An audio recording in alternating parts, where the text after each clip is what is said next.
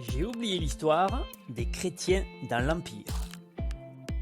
Voilà la troisième partie consacrée aux persécutions des chrétiens.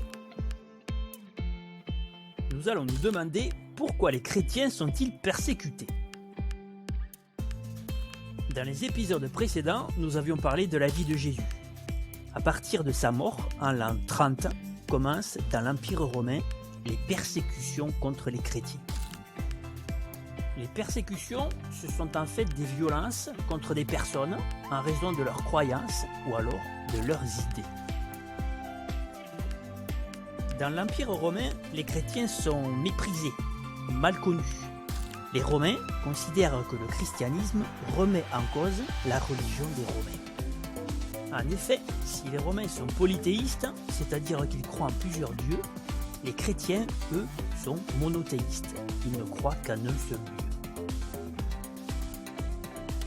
Les Romains pratiquent le culte impérial, le culte rendu à l'empereur, tandis que les chrétiens, eux, le refusent.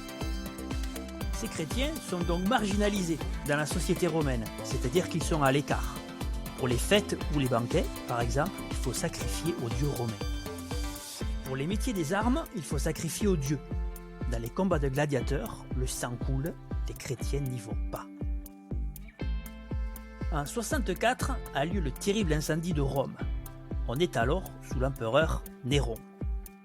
Cet empereur prend prétexte de l'incendie pour condamner les chrétiens au bûcher et au lion. Ce tableau du 19e siècle nous montre les persécutions des chrétiens face à l'empereur Néron, qui a l'image d'un monstre sanguinaire. En fait, sur ce temps long de l'histoire, se succèdent des périodes de persécution, comme par exemple sous Néron, sous Marc Aurèle, sous Dioclétien, mais également des périodes de calme, en fonction des empereurs romains. Ces périodes de persécution vont provoquer l'apparition de martyrs. Un martyr, c'est une personne qui va préférer mourir plutôt que d'abandonner sa religion.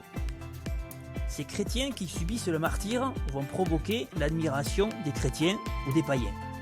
Mais certains chrétiens vont préférer abandonner leur religion, c'est ce qu'on appelle l'apostasie. D'autres vont payer pour avoir un certificat prouvant la pratique d'un culte païen. Puis arrive l'année 313.